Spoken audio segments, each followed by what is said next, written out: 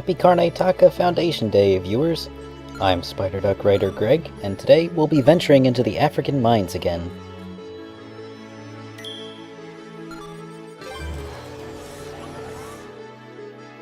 Find Gyro. Our next stop's Africa and the center of the earth. What treasure do you think you'll find there, Uncle Scrooge? Only the largest gem known to history, the giant diamond of the inner earth. Before that, though, we've got a bonus stage. This is also in the NES version, but I'm not sure how to unlock it in either version. Anyway, some platforms are a little hard to see, and I often lose right about here.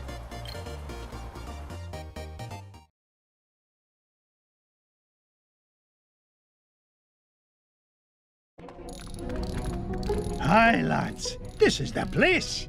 I can feel all those diamonds singing to me. And it's a right pretty song, too. Gyro, I thought you said this winch was brand new. It was. It's an unbreakable diamond tether, Mr. McDuck. I made it myself. So long as you didn't use any of my diamonds to do the job. Move it, man! What's all this hullabaloo? Your lunch break isn't for 2 hours yet. We heard voices down there, Mr. McDuck. Strange, ghostly voices. Nonsense. There aren't any the voices down there. Whoa, whatever you say, Mr. McDuck, but your mine is haunted. You finish digging it. Oh, you want anything done, you've got to do it yourself. And believe me, if I hear voices down there, I'll give them a good talking to. Now you stay here, boys. I'm going to get to the bottom of this. The rock bottom, Mr. McDuck. This mine shaft goes down for miles. So, the first 3 stages of DuckTales Remastered present 3 different takes on the same formula. In the Amazon, we had a really long collecting segment with 8 coins to find. After that, we ran through a temple, which was also pretty big, but involved no necessary collecting. In Transylvania, we spent a lot of time wandering around collecting 3 scraps of paper, but the linear segment afterwards was pretty short. That was the part of the stage after entering the mirror, when we were on our way to the magical boss fight. I've never seen a gem like this before. This old lift won't budge, Uncle Scrooge. Looks like the key's missing. You don't think the ghost ran off with it, do ya? Look, if I hear one more word about this mine being haunted, I'll start haunting it myself. Keep an eye on this enemy progression up ahead. First, we got a bat that we can cheese using boulders. Then we got a slug that just crawls along the ground. Seems harmless enough, right? Next, we'll have to learn how to deal with bats without boulders.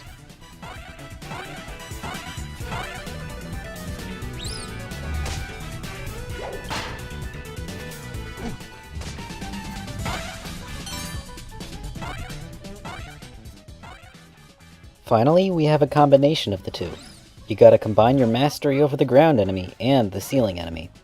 Since luring the bat means hanging around on the ground, the slug is perfectly designed to make dealing with bats difficult. It's predictable enemy placement, but still satisfying to play, and I'll admit, it always makes me smile to recognize moments like this. And there you have it. We've done all the collecting we'll need to do in this stage. This time we had a super short collecting segment. It's minuscule, like on par with the Transylvania portion of the NES African Mines stage. Now we've got a gargantuan linear trek to the bottom of the mines. The Amazon balanced collection in linearity, Transylvania favored collection, and now the mines will favor linearity.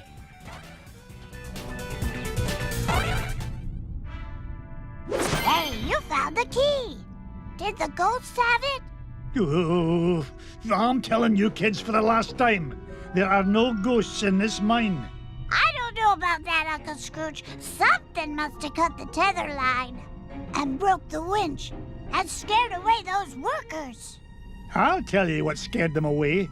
Overactive imaginations. I'm not about to let a bunch of silly superstitions stand between me and the giant diamond of the inner earth. Now, man the controls and lower away, lads!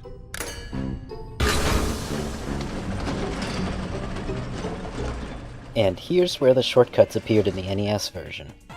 On the left was a small shortcut, and on the right was a big shortcut right to the end.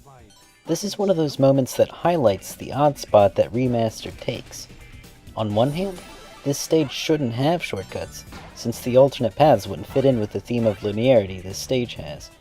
It's a single hearty obstacle course. On the other hand, these hidden areas were memorable and distinctive portions of the NES African Mines stage. Why are you here, Mrs. Beakley? These mines are so damp, Mr. McDuck. I wanted to remind you to wear a sweater. You're worth your weight in gold, Mrs. Beakley. If you'll pardon the expression. It's nice to see you, but I can take care of myself very well, thank you. WayForward found a solution in keeping the hidden areas, but not letting them progress into shortcuts. So you end up with a path on the right that's strangely risky and lengthy just for a batch of gems. It goes on for several screen lengths, so it feels like its own path. This solution feels middling. I'm not a game designer here, so I really shouldn't be saying this, but I feel like they'd be better off just taking out the 4-guy pogo bounce altogether. It's a leftover portion from the NES version that just confuses what the stage is going for.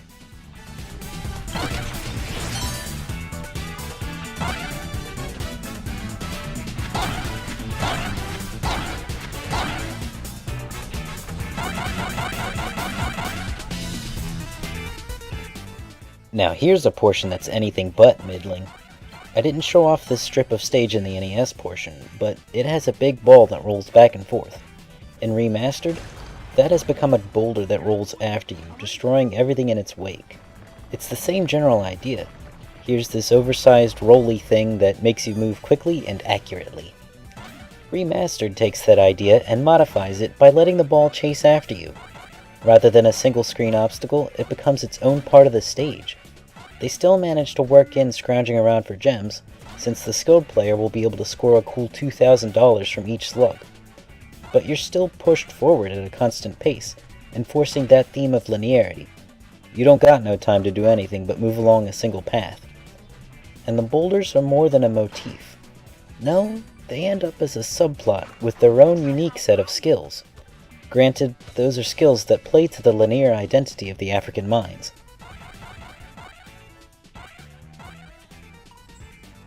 In the NES version, this would be the area where we took a shortcut downward. Now, we're exploring upward, and we'll be looping back around to that room with the bitey plants below. If the green merman portion before was an inappropriate holdover from the NES version, this portion of the stage is a creative repurposing of this stage structure, recasting an alternate path as a required path. It kinda takes away from the momentum of the stage since we're going up, but it's kinda like a roller coaster. Here, we're getting a break between two harrowing bits of boulder dodging. There's no enemies here, just a bunch of treasure to collect. You even have a neat little puzzle involving getting the right chests to appear before using up your rocks. So we've gone upward into a more casual area before hitting a stretch where we turn sharply downward and run like a maniac from ensuing death and squishment. Before an intense chase sequence, we've got a pretty intense secret where we have to jump over the top of the world, Super Mario Bros. Style. Anyway, this boulder part is a step up in difficulty because you have plenty of blocks to trip over. It still appeals to DuckTales' general sense of treasure hunting though, since you have to hug corners to grab gems, the difference being that they're now plainly visible. Making them visible is a compromise of DuckTales' usual sense of discovery in service to this portion's intense devotion to linearity. DuckTales' super tight, stop-and-go platforming is often a source of difficulty, since it's not uncommon to see enemies crammed in tight spaces together. This part really brings that to light though, since getting stopped in your platforming brings you closer to boulder death. This section provides a break between the two boulder segments and is the middle of the stage. Compared with most other rooms in the stage, this is pretty big, and it takes a long time to traverse since you need to be careful with your jumps. Soon after this, we'll be going to the second half of the stage, so this room is about as much the center of the stage as anything will be. With that in mind, it's great that they use such a compelling idea to sit in the center. Bouncing on enemies is satisfying in itself, and doing so to bridge gaps is just plain thrilling. Actually, it's strange how single-minded this portion is. You get one bat for enemy variety, and he can be cheesed with a boulder if you don't destroy it like a doofus. Well, if you wanted proof that DuckTales type platforming can make things difficult, here's your proof. It's easy to leave your cane out and accidentally destroy that rock since the platform it's on is so small. There's not much you can do to vary up merman bouncing, and there are no gems to uncover, so this segment ends up being pretty straightforward. It's a clean and focused segment. This part strikes me as unusual. You've got 2 chests to reap if you're smart about platforming, then 2 more mermen to finish the room off. I guess you would call the chests a bridge? Like how in pop music, a bridge will shake things up a bit before the refrain comes back in to finish things off. Here, that refrain is merman bouncing. At the very least, the chests help with pacing. That ending might feel abrupt if this was just a room of all merman bounces. The chests give a sense of variety, and it's a relief when we get a break from dealing with bottomless pits. Then, getting 2 more mermen to top things off reminds us of the flavor of the room. Or something like that. It's neat that the large stages in DuckTales Remastered allow for subplots. This boulder chasing mechanic grows and develops without becoming the focus of the stage. Rather, it's woven into the stage as a binding. This is the last we'll be seeing of it, though. It's more a hallmark of the first half of the African Mines, lending it a greater sense of variety.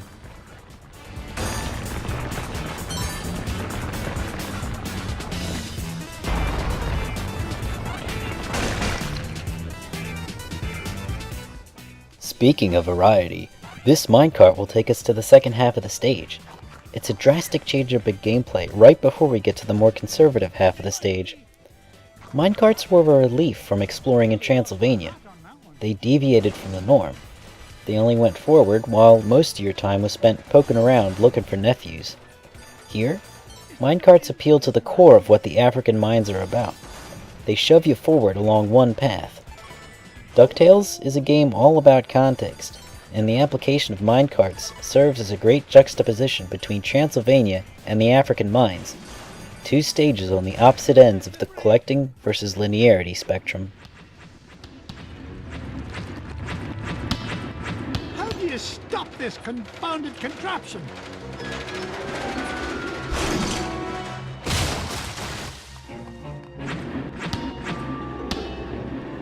Now, what in the world do you suppose those are? Out of the way!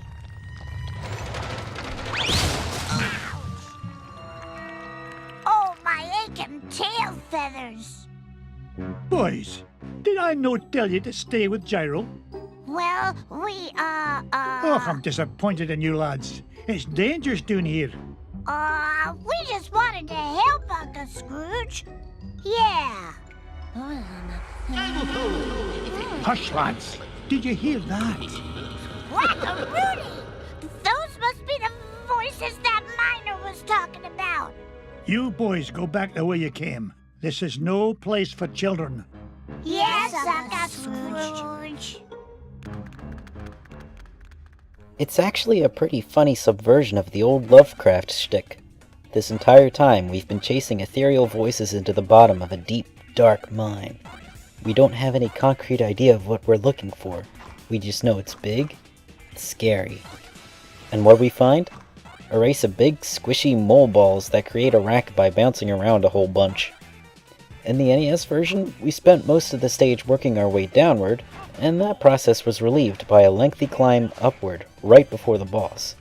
Here, we also went down a whole lot, but instead of going up, the whole thing was relieved by an absurd, weirdo, and most of all, laughable discovery. You'll also note that for a couple of screens, we had a creepy dark blue lighting. As soon as we catch a glimpse of those goofy multicolored moles, we go back to the standard warm cave lighting. You can't really depict those guys as creepy, so the cold colors wouldn't have worked for them at all. And I can't forget to mention that Chewy, Kazooie, and Bluey were even more irrelevant to the plot than usual. It is nice to remember that we're not alone, and that part of things fits with the change in scenery mood. Still, it's weird that they show up, get handed a talking to by Scrooge, and then leave, never to be seen in the mines again. The cutscene is necessary for the pacing of the stage, but comes off a little awkward.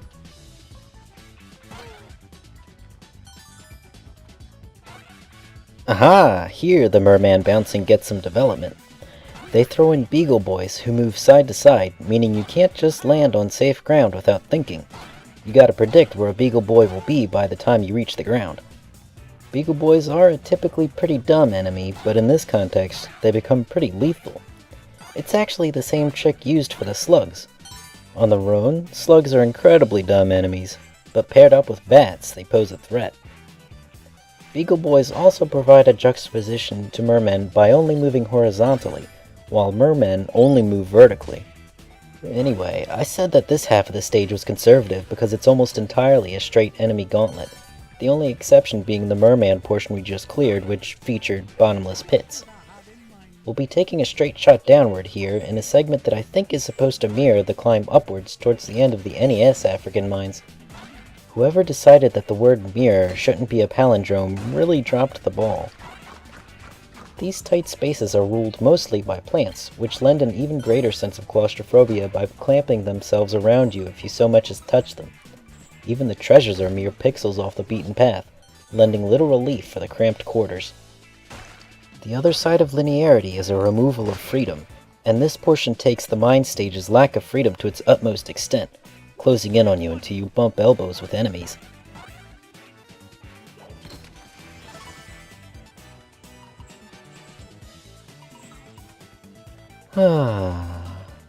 Remember what I said about bridges? Here we've got a bridge that not only treats us to wide open spaces, but gives us a series of easy-peasy slugs to dispatch.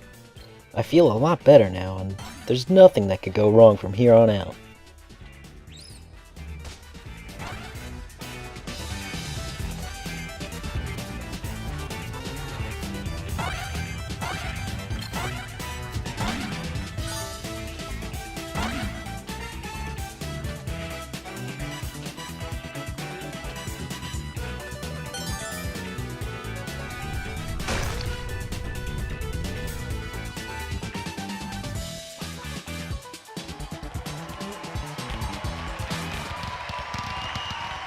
You! What's the meaning of all this racket? Out of the way, stranger. As the king of the Terrafermians, I forbid anyone to interfere with the great games. Great games? Stand back. You'll interfere with the roll. Ooh. Strange creature, you are disqualified. Yes, you're disqualified for unsportsmanlike conduct and roll and crash interference. Now see here, I own this mine, and I won't be bossed around by an overblown fuzzball. Step aside, I've got work to do. Oh, so you're the one causing all the ruckus up above. Well, I have heard enough. Wonderful Scrooge, diplomacy has failed. Ducks, unite up. You know what? I don't have much to say on this guy either. He's related to the stage because in the stage, you had to dodge things that moved. And in this boss fight, you dodge several things that move. Well, he has some nice complementary attacks. His main rolling attack is a fast horizontal move that receives variation in that mob of rolling balls, and then it gets contrasted. That's how you say that? By the rocks that fall from the ceiling. But that's about it. I'll let you listen.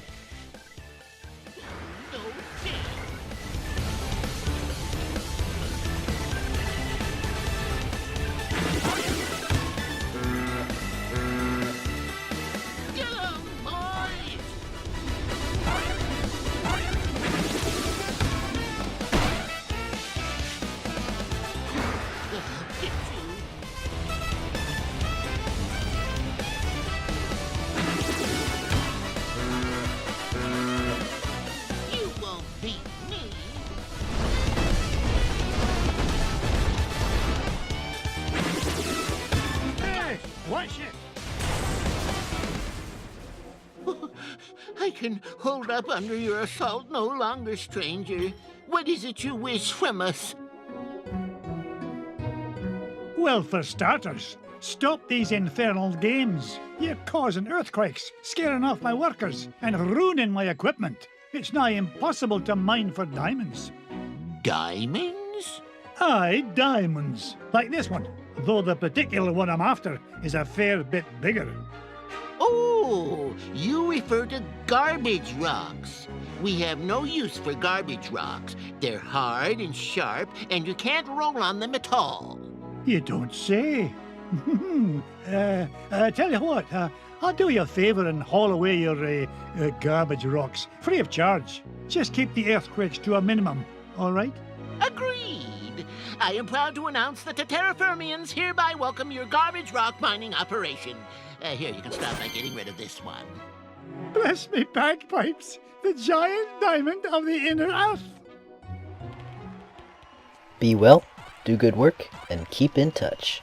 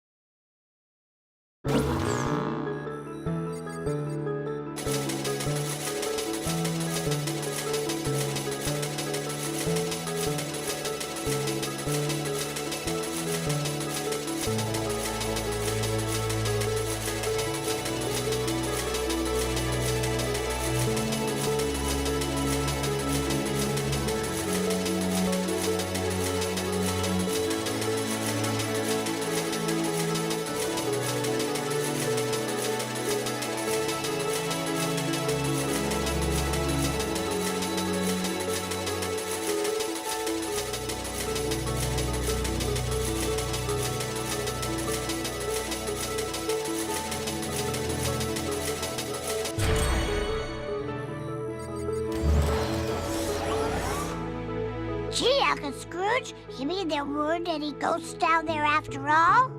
That's right, Louis. It's as I told you, boys. There's a rational explanation for everything. Yeah, a whole kingdom of underground creatures who cause earthquakes as part of a game is a completely rational explanation. Aye. Never mind, boys. The point is, we made it back with the giant diamond of the inner earth and gained an entire diamond mine in the process. Now, where to next, lads?